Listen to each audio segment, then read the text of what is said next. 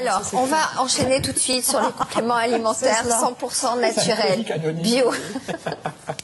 Christelle, allons-y, reprenons-nous. Compléments alimentaires, non, ils ne sont pas bio. Ils sont à base de plantes, mais ils ne sont pas bio. Mais c'est pas grave. 100% naturel. 100% naturel, ça ne veut pas dire forcément bio. C'est-à-dire que les ingrédients qui sont dedans sont 100% naturels. À base... Non, elles ne sont pas bio. Elles auraient pu. Peut-être qu'on va avoir bientôt des compléments alimentaires bio. Mais là, pour ce coup-là, c'est à base de plantes. Et alors, l'intérêt, on ne va pas parler de l'efficacité ou non des compléments alimentaires, ce n'est pas le débat aujourd'hui.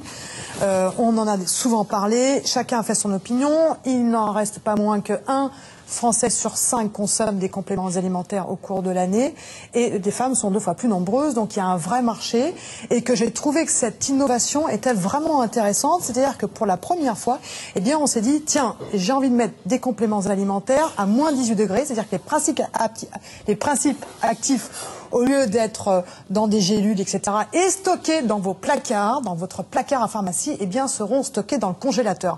Pourquoi ? Parce que pourquoi ? Parce que quel est l'intérêt d'aller les stocker dans le... Parce que la congélation, vous le savez, la surgélation permet de conserver les minéraux, les principes actifs, les vitamines, etc. Donc ce serait mieux assimilé par l'organisme. Alors ce serait surtout plus riche en plus riche parce que vous avez moins de déperdition, en particulier dans le temps. C'est-à-dire que quand vous faites votre premier complément alimentaire, au début, ils ont le même potentiel, mais après dans le temps, lorsqu'ils restent longtemps dans votre pharmacie, eh bien, ils vont peut-être perdre des principes actifs, alors qu'en surgélation, c'est comme pour les vitamines de vos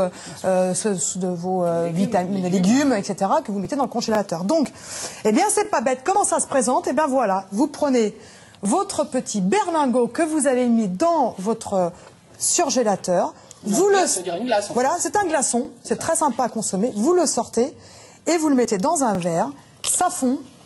Et vous touillez et vous avez votre complément alimentaire. C'est une forme ludique de prendre un comprimé à la place d'un comprimé. C'est une forme ludique de prendre ces extraits de plantes. Et c'est sympa, c'est frais. Vous pouvez le consommer pendant l'été, 1 fois par jour. Et c'est vraiment une bonne idée. Alors, il y a une question que je me suis toujours posée, moi, dans les gélules, les compléments alimentaires dans les gélules, il y a toujours des additifs.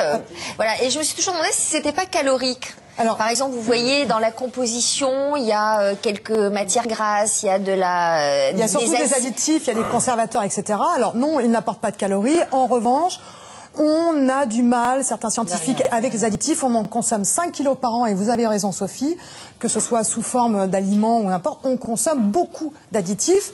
Et là, l'objectif, c'est que vous n'avez aucun additif. Et alors, on trouve quel complément alimentaire vous avez des compléments. Alors, vous avez le spécial digestion, vous avez la vitalité avec l'acérola, qui est une plante d'Amérique du Sud qui contient énormément de vitamine C. Vous avez l'effet détente, vous avez l'effet beauté. Donc après, il joue sur les préoccupations, en particulier des femmes. Bon, vous jouez avec ça, c'est pas mal. Il y a de plus en plus de marques qui pourraient s'y mettre. Alors peut-être que ça ouvre un marché. Petit bémol, c'est quand même cher. Un berlingot égale 1 euro. On est à 7 euros les 7 berlingots, donc c'est assez cher. Oui, mais en même temps... Oui, mais si c'est pour votre santé, si vous sentez que vous n'avez pas les additifs, vous n'avez pas... Et la gélatine, Sophie, quand vous prenez des compléments alimentaires, il y a aussi de la gélatine. Est-ce qu'on sait tous d'où vient cette gélatine? Ah non, c'est de bœuf, pas forcément. Alors normalement, non. Maintenant, ils disent que ce ne sont plus des gélatines à base de gélatine animale. Mais bon, voilà, il y a une traçabilité que dont vous n'avez pas toujours conscience. Avec ça, vous avez votre extrait de plante qui arrive dans votre verre et on n'y touche plus. On n'a rien fait d'autre. Voilà. Très bien. C'était ça. Je pense que c'était intéressant de noter. Bibi de Lens et dit ça fait 10 jours alors qu'elle teste les compléments alimentaires minceurs surgelés. Elle est passée 78 kg 2 à 75 kg 1. C'est pas mal. Attends, juste là-dessus, on nous demandait si lorsqu'on faisait un régime, on pouvait utiliser ces compléments alimentaires-là. Il ne faut pas grossir les compléments alimentaires. Non, il ne faut pas du tout grossir et ils peuvent vous aider à vous sentir peut-être un peu mieux. Voilà. Ok, autre chose, Alexandre. Autre question qui est intéressante de Anne de Lons-le-Saunier. Elle dit, est-ce qu'à force de prendre des compléments alimentaires, on ne crée pas une sorte de dépendance?